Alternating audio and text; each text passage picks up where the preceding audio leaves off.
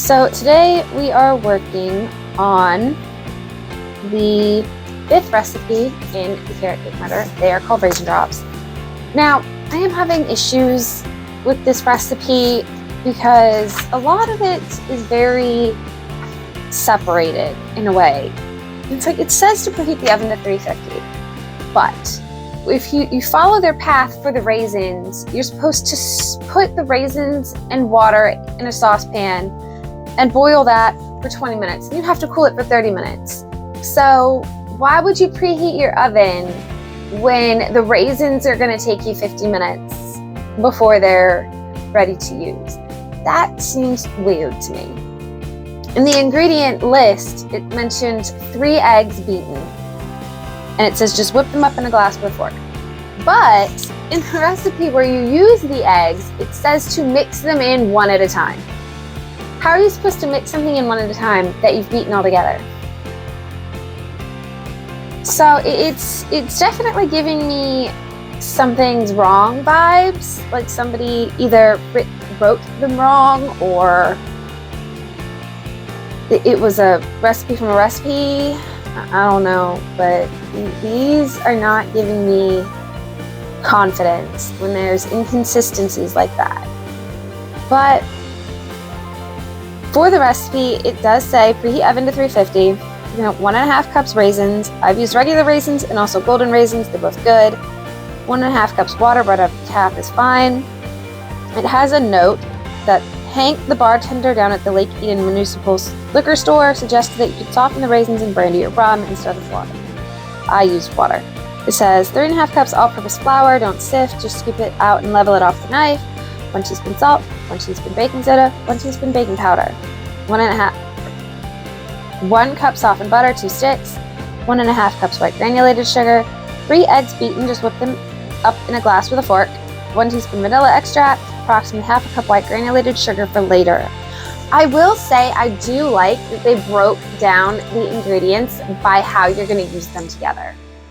I don't know if it's the exact order, but it's definitely the raisins and the water go together. The flour, salt, baking soda, and baking powder get mixed in a bowl together. The butter, the sugar, and the vanilla get blended together. That's kind of nice. Like I said, you got to soften the raisins, cool the raisins. It says if you're in a hurry, you can speed up this cooling process by sticking the pan in the refrigerator until the raisins are approximately room temperature. In a medium bowl, you're going to stir everything together. It says she uses a whisk, so everything is mixed together. It says, I use an electric mixer for this part of the recipe. You can do it by hand, but it takes some muscle. And that's creaming the butter and the sugar, adding in the eggs. It says add the eggs one at a time and beat until the mixture is a uniform color. And then you're going... It doesn't even mention the vanilla. Oh, here we go.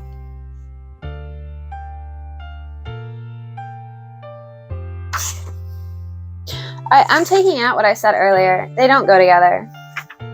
So that, I don't... This recipe is giving me the heebie-jeebies with how many things are not the way they look. But, so you take the bowl out of the mixer and then you put the raisins and the vanilla in by hand. Why?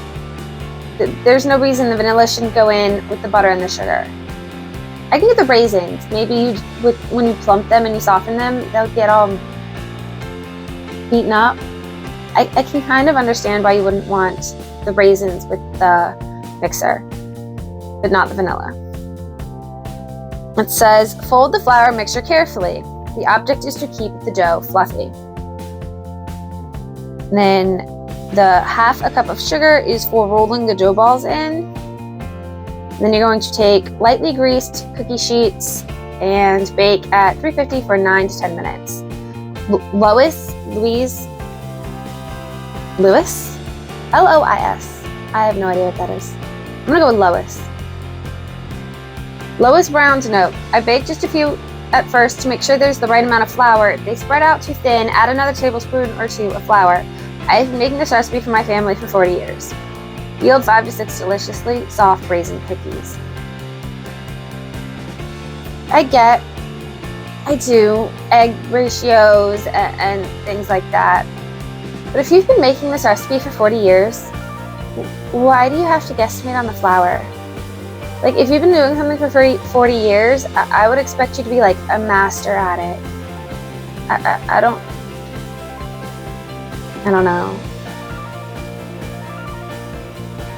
But I am highly skeptical with this. It seems like an overly complicated recipe for raisin cookies. It does. To me, it seemed overly complicated for something that should be very, very simple. But we're going to get started. I'm going to show you what ingredients we're using all laid out, and then I will probably just get the raisins ready and start once they're cooled off. And we'll go from there.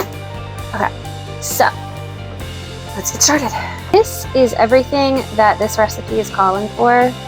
Okay, so the raisins have finished soaking and they're in the fridge now cooling. The oven has preheated to 350, and now it wants us to take the flour, salt, baking soda, and the baking powder, and give those a whisk together. That being done, the next part is to cream the butter, the sugar together.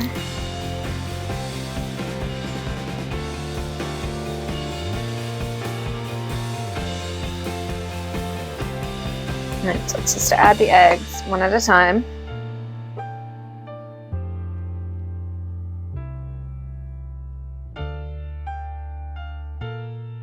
And it says the rest of this should be done by hand. Which, you know what?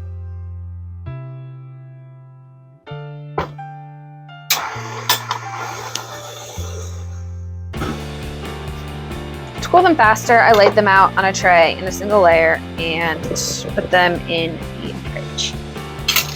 Now,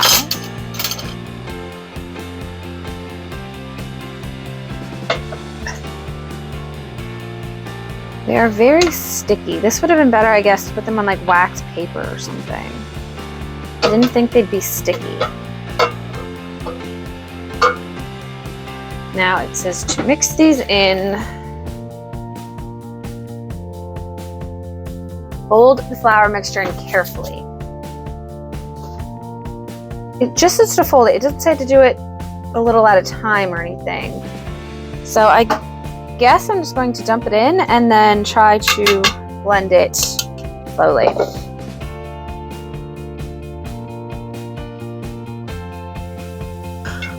I don't know what to do with this because it's very, very dry, very, very floury.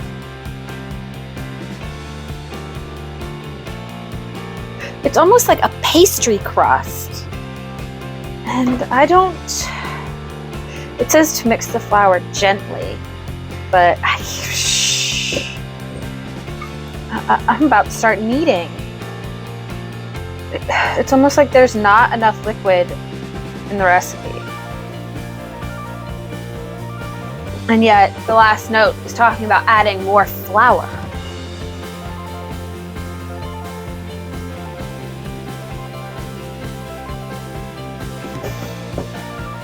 Maybe as you mix it, the raisins will squeeze out some of their juice and it'll come together that way.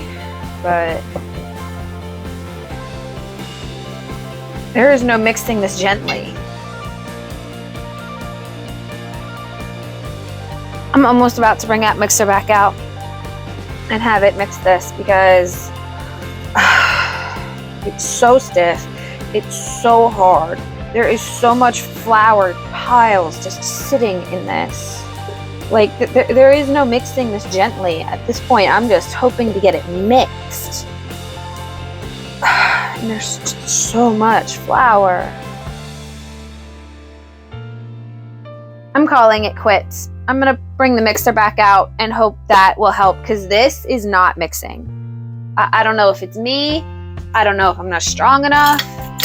But this is not in any way, shape, or form working.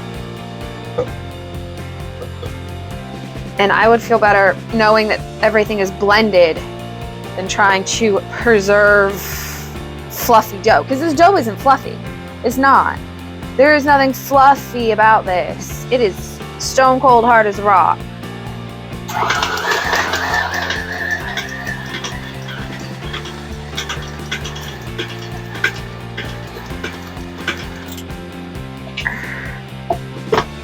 I am concerned that this is very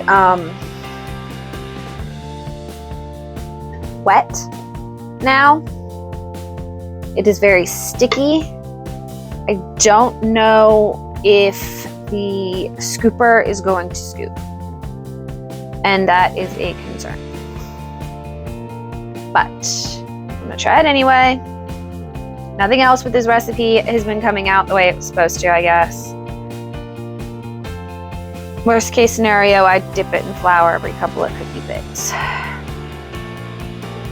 And this recipe says it yields 5 to 6. And I really hope it's not a big amount because I am over this recipe. Here is the first attempt of these. Okay, that works. Sugar it down.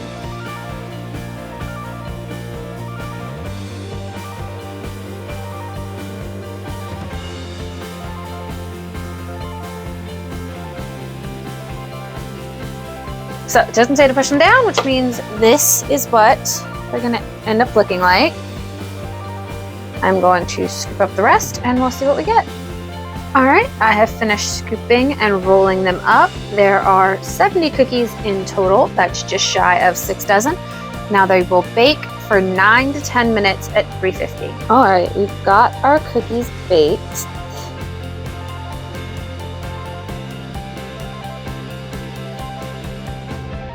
These are the Raisin Drops. They definitely do not look like chocolate chips. The raisins didn't dry out very much, so they're still kind of sticky, like on the bottom. Very soft, kind of sweet.